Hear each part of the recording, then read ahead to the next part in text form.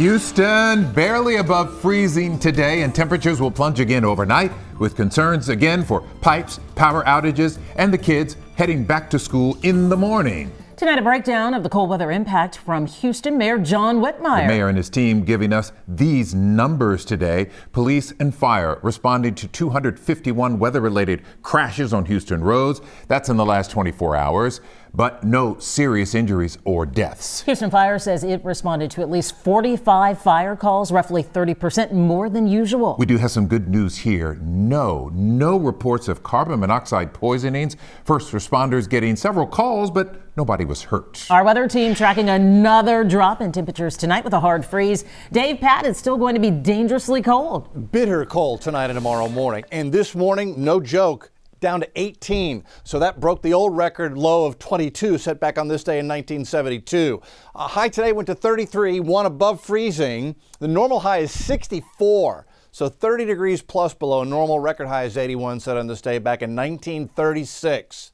Outside right now, clear skies, getting cold. Bush has now dropped to 31 officially. Hobby's at 32, so we're back below freezing. We were above freezing at 5, now we're below freezing at 6. Pearland 32, Galveston hanging on just above freezing at 33 right now, but temps will continue to drift down through the 20s into the mid-20s by the time we're hopefully off to bed by midnight and 1 a.m. And then, Pat, we plunge into the teens tonight. It's going to be a bitter cold morning. It is going to be an extremely cold morning, and I think everybody wants to know, when do we get back above freezing again? So everything on the map in blue represents an area that is below freezing. Tomorrow morning, there's a snapshot: 12 Navasota, 14 Conroe, same for Tomball, 17 in Katy, 21 for Baytown, 19 in the city, mid-20s at the coast. We hang on to below freezing temperatures through about 10 o'clock in the morning. Then we make it to the freezing mark in Galveston, in Brazosport. Everyone else, though, still in the upper 20s. By 11 a.m., look at the improvement. We finally get above freezing in most spots. Still a couple of patches far north and west that are below freezing until noon. And that's when the warmer temperatures finally start to take over. We'll end up making it into the upper 40s, maybe even around at 50. And then, guys, check that out, near 70 by Thursday before another drop comes in for the start of the weekend. We'll talk about that, and if we could see a freeze with that cold front when we see it back here for the full forecast in 15 minutes. All right, Pat Catalan, thank you very much. I've kind of gotten used to the cold, haven't you? Are you kidding? Yeah, Absolutely not. I figured you'd say that. Those lows, by the way, hit as schools reopen. Yeah, Mom and Dad, we know you know this, but it's worth repeating it. You'll need to bundle up your kids as you send them off to school. Make sure they have heavy coats and warm layers. For those walking to school, make sure their hats or hoods don't make it hard to see where they're going. If you have a little one in a car seat, take off the heavy coat to ensure the harness straps fit. You can always drape a coat over them in the car seat.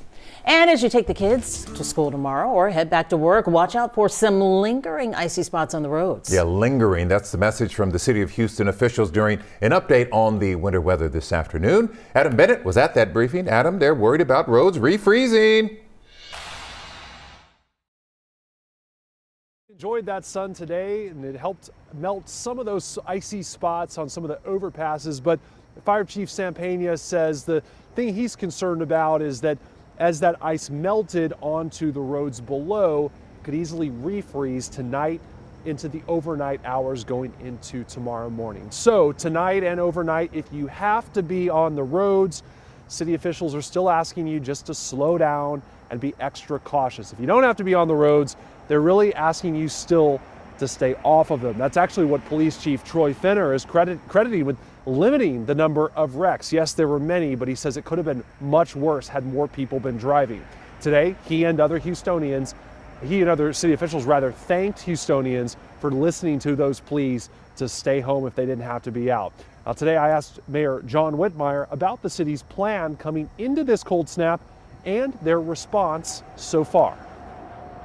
Well, you have to be responsive to the circumstances, and we have years of experience standing behind me. So I listen to my directors, I listen to the folks that have handled challenges before.